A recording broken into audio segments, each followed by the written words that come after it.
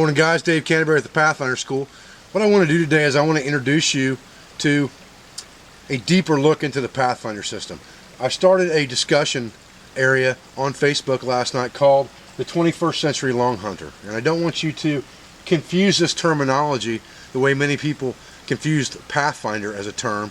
It has nothing to do with the military. It has to do with the old Indian scouts and pathfinders that went out and looked for new areas and richer resources for nomadic tribes back in the Paleolithic era of the Native American Indians of the United States.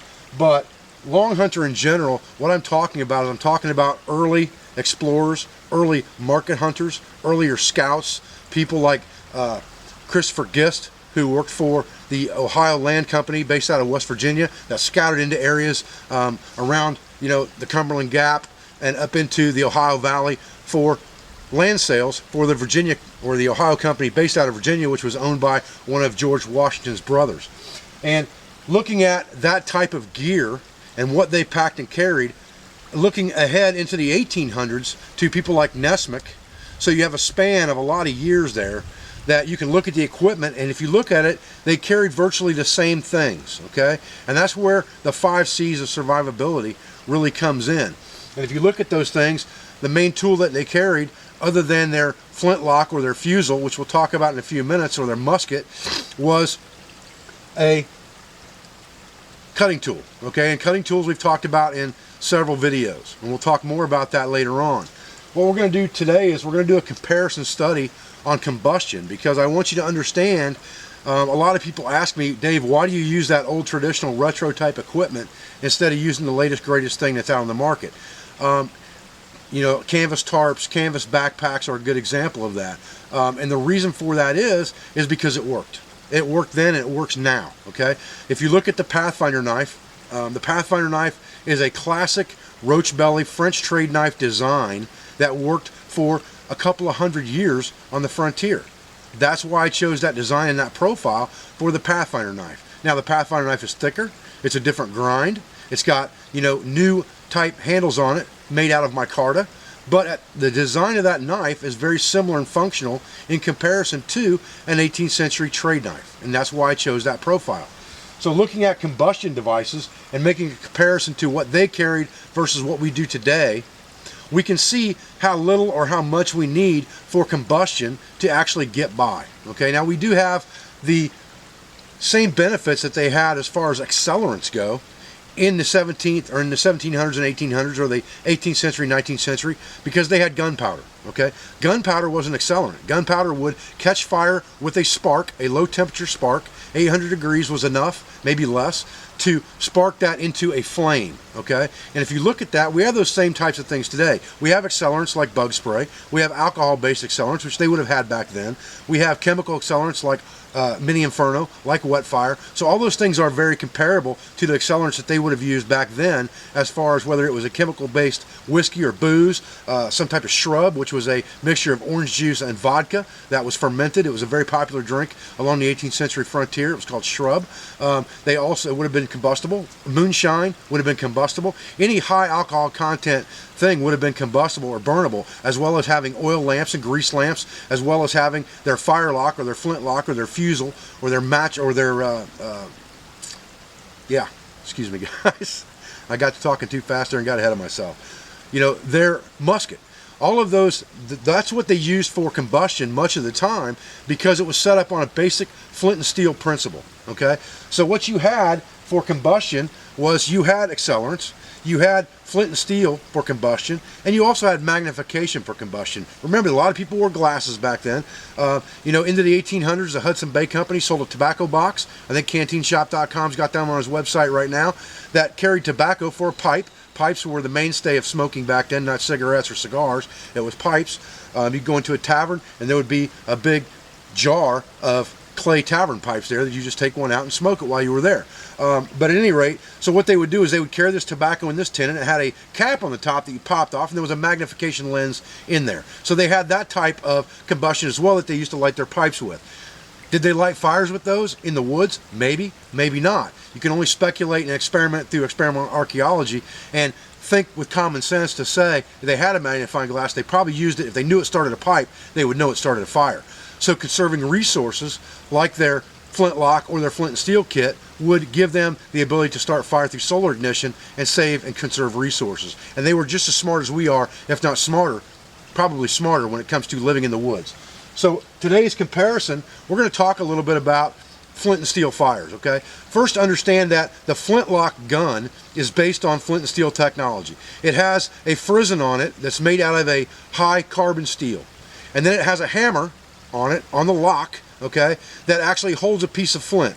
And when you put powder into the priming pan of that flintlock gun and you close the frizzen over the top of the pan, or the pan cover, which is sometimes called, and you cocked your lock or your trigger mechanism that held that piece of flint, when you pulled the trigger, that flint came forward, it struck that high carbon steel frizzen and threw sparks into the pan where your powder happened to be, and that would go through a touch hole and set the powder off in the barrel. Okay, very much like we talked about in the video about the 12 gauge being a modern version of a Longhunter's type musket or fusil, and the adaptability of that gun in today's modern era to black powder. So they use flint and steel technology. Now the other way that they use flint and steel was with a steel striker and a piece of flint rock or chert rock or quartz or anything that has a hardness of 7, okay? And what you need to understand at this point is that some people still don't seem to get to this day that I talk to students in classes is that the rock itself, okay, is not creating the spark. What it's doing is it's driving material off of that frizzen cover, or off of that pan cover, or off of that steel striker, or off the back of your knife.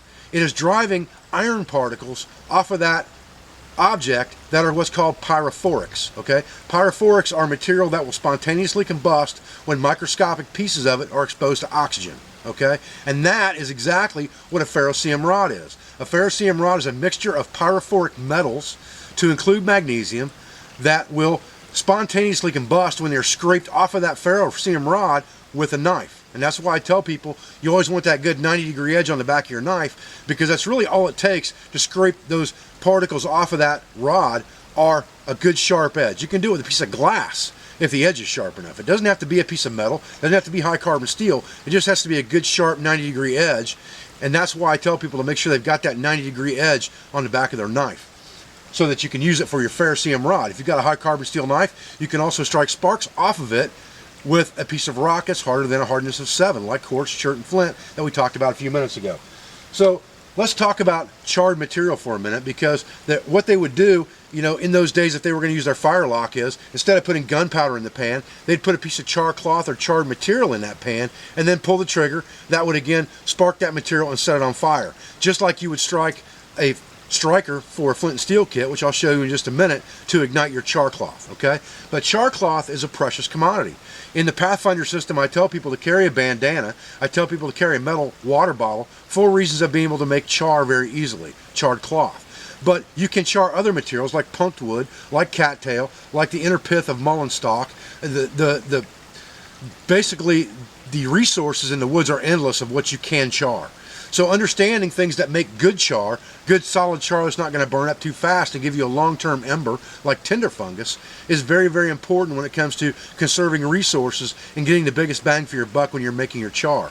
Your cotton bandana or your cotton clothing, if you're wearing it, should be the last resort as far as making char material, because there's char material all around you in the woods. You just have to know how to select it. Like I said, cattail heads work very good if they're not busted up. The inner pith of a lot of plants works really good, especially mullein. You can char even pieces of soft wood like cottonwood and things like that are very soft wood like tulip poplar. If you can char that type of wood, it will take longer to char that than it will cloth. To heat it up to temperature, to let all the chemicals escape and not let oxygen in, will take longer with material like that than it will with a piece of cloth, but it will work just as well, if not better, and save the resource of that cotton cloth for later. So understanding that comparison to an 18th century or early 19th century fire kit, which basically either was composed of their fire lock or their flintlock rifle or musket or fusil if it was a smooth bore or whether it was a rifle bore, or their flint and steel kit, which they would carry in some kind of a tin, usually that could be used to make the charred cloth or the charred material in. Today we can use Altoids tins and things like that, work very, very well. And then you can put your striker in there, you can put a piece of flint in there, you can put some other charred material in there, some charred cloth in there, maybe you wrap a piece of cloth in there that you can use to char later if you need to. Put a cigarette lighter in there. Put a ferrocerium rod in there. A ferrocerium rod is just as good, except it has a lot higher burning temperature than a flint and steel kit, okay? But a flint and steel kit will be just as effective, you know, for a kit like this for the 21st century Longhunter, but a ferro rod will do the same thing. The advantage to a ferro rod is it burns a lot hotter temperature because of the chemical compounds in it, like magnesium, which burns at a very high temperature, and because of that, it will combust tinder a lot faster. You can use it with char cloth, you can use it with steel wool, you can use it with other charred materials, and you can use it with any dry tinder. Okay, you're very seldom going to get a spark hot enough from a flint and steel kit to ignite a pile of dead grass. But one strike off a ferro rod will generally do it if you've got the right material in your tinder bundle. So a ferro rod would be a comparison to a flint and steel kit if you were going to carry that.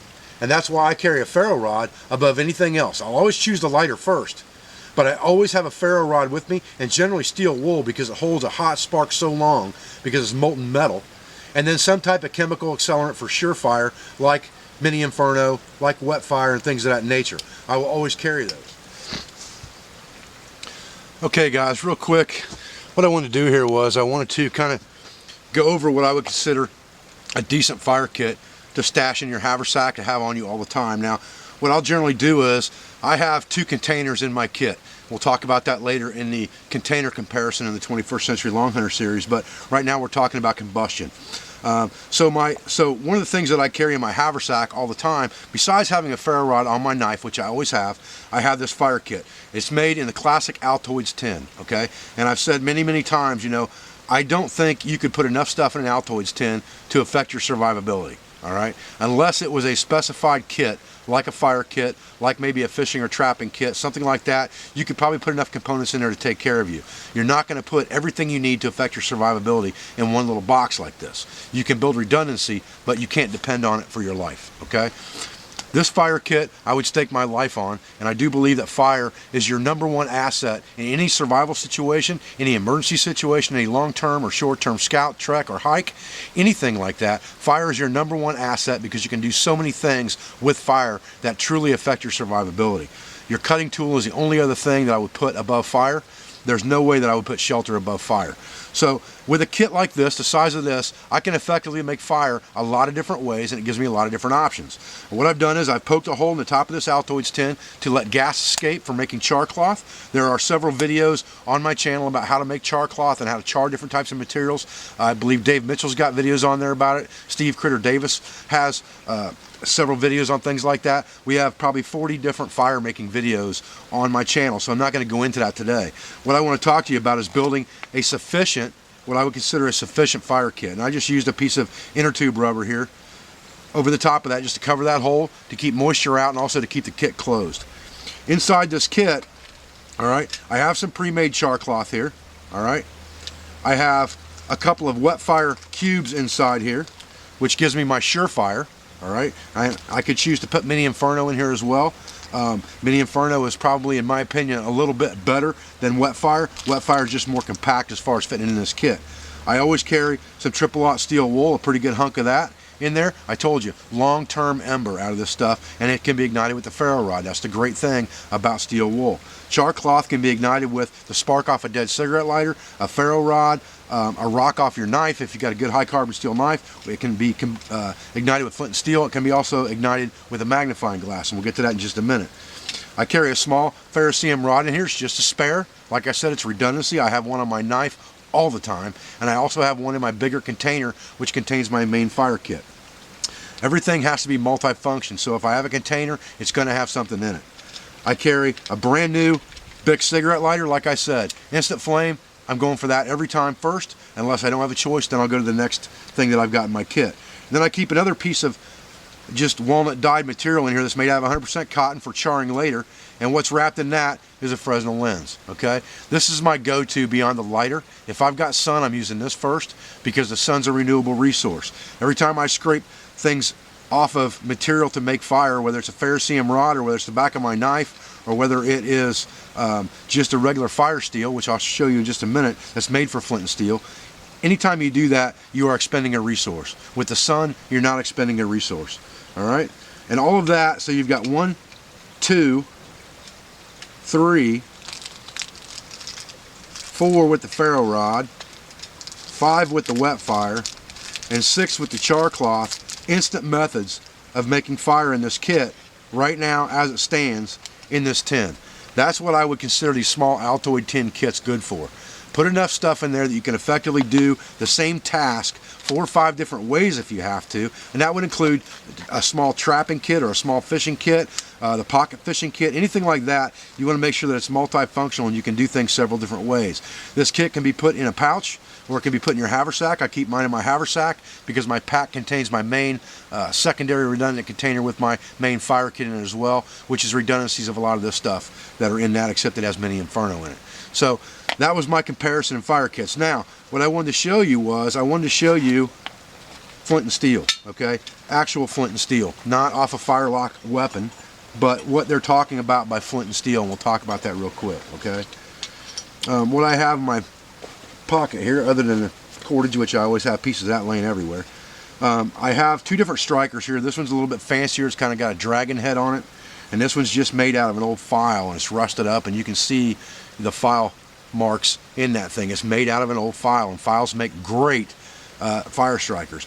All you really want is, you know, a shard of a flint or chert material. This is probably chert here. Flint, chert, quartz, anything like that will work. That will actually throw sparks off the edge of something, okay? And this one's got a little bit of a glazing of rust on it. Again, multi-purpose. I can take this steel wool and I can scrub that off. Okay? Put my steel wool right back in my kit. It's still usable for fire, no problem. And it's going to throw a lot better sparks now than it was, okay? Perfect. Now, I have my char cloth, and I would just take a piece of this char cloth, and you can strike this stuff in the tin if you want to. You can put it down in the tin, and you can strike down on top of it. It's not a problem. You can do it like that. All right? You can see that's on fire after 3 strikes. Easy enough. No problem, okay? Or what we can do is, I'll just tear some of this off that's burning, get it out of the way. What we can do is we can take this and we can put it on top of our piece of rock like this, okay, and that works very well too. Again, remember that you need surface area, okay? The more surface area you have to catch sparks, the better off you are. So if I wad this up, I don't have much surface area. If I take a piece of that charred cloth that's a little bit bigger, like this, and I lay it on top of my rock, now I have all of this surface area to collect my spark. So I'll tuck it back underneath a little bit like that, and put the rest of it right at the edge, okay? And then take my striking device and turn my rock up a little bit so the sparks are going to fly up and over, just like that, okay? And then strike it. Boom, there you go. 2 strikes and we got fire, okay? Nothing to it. So that's a very reliable method of combustion for something like char cloth or charred punk material or charred, you know, inner material of anything and things like that. But it's not going to work. It's not going to work for something like steel wool. It's not going to work on dried grasses. But if you make sure that you always have charred material with you, you always have a combustion method. If you back that up with a lighter, some matches, I hate matches, but a lot of people seem to like them. I think they suck. I would never carry a match if you gave it to me. But the point is, if you have redundant things in here, like a match or like a lighter, like a ferrocerium rod, you don't necessarily need to carry these implements, because if you can find a hard rock and you got a good high carbon steel knife, you effectively have the same thing without carrying it. Okay, and I have a high carbon steel knife. You know, the Pathfinder Scout, this knife here, the Pathfinder Scout, or the Pathfinder 1, the PLSK 1 or PLSK 2, all 3 of those knives are high carbon steel, and they will all strike sparks. I've made a video past and posted it on YouTube of making a fire with char cloth using the back of my Pathfinder 1.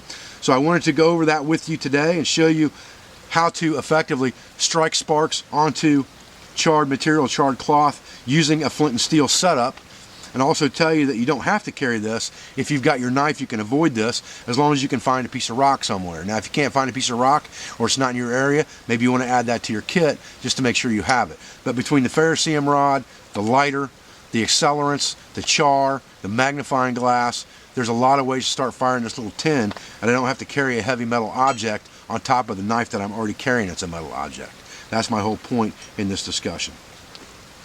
So today's comparison for the 21st century Longhunter, going back looking at the gear from the 18th, 19th century and what they carried, the fire kit was very simple. It was very effective, but it was very simple. They would have combustible material. they would have access to accelerants, and they would have something that would cause a spark. The advantage that we have today is we have materials like ferrocerium rods made up of different pyrophorics that throw a lot hotter sparks. So this has been our introductory to the series on 21st century Longhunter, a comparison of the Pathfinder system and Pathfinder type gear to that of the 18th, 19th century, all the way from, you know, the market hunters and long hunters and explorers like Christopher Gist of the 18th century, all the way to the 19th century with people like George Washington Sears, better known as Nesmik. So I thank you very much for joining me for this video. We'll be back with another video in the series of the 21st century Longhunter real soon. I appreciate your views, and I appreciate